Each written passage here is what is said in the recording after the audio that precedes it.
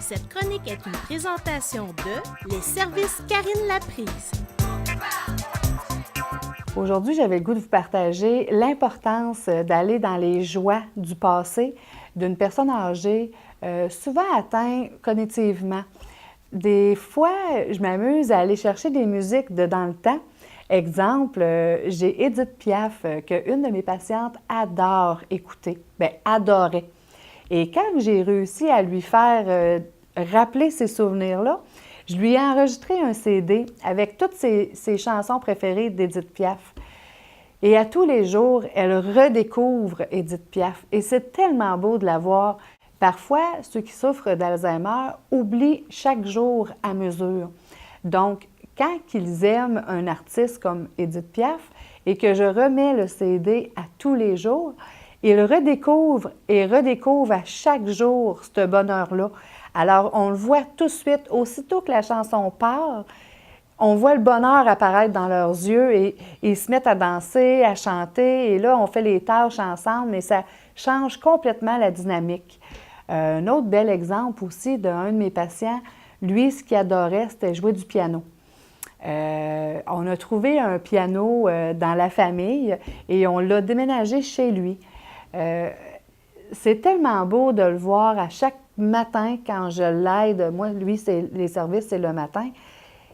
Il voit le piano et à tous les jours, lui aussi redécouvre le piano. Puis il dit « Ah, ça doit être dur de jouer du piano, tu sais. » Je dis « On va s'essayer. » Puis on s'assit ensemble à côté. Puis moi, je ne sais pas jouer du piano du tout.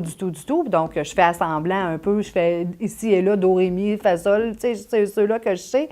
Et lui, il fait comme moi en riant de moi, mais finalement, il me fait une chanson que tout suit puis qu'il connaît par cœur. Puis lui-même, il est surpris, puis il me regarde, puis pour vrai, c'est moi qui le fais. Je dis, pour moi, vous avez pogné à la touch, tu sais. Et ça les rend tellement heureux. Des fois, c'est des petits souvenirs comme ça, faciles. C'est sûr qu'un piano, c'était moins facile, mais on avait la chance de l'avoir. Un autre dame, elle, c'est la crème glacée.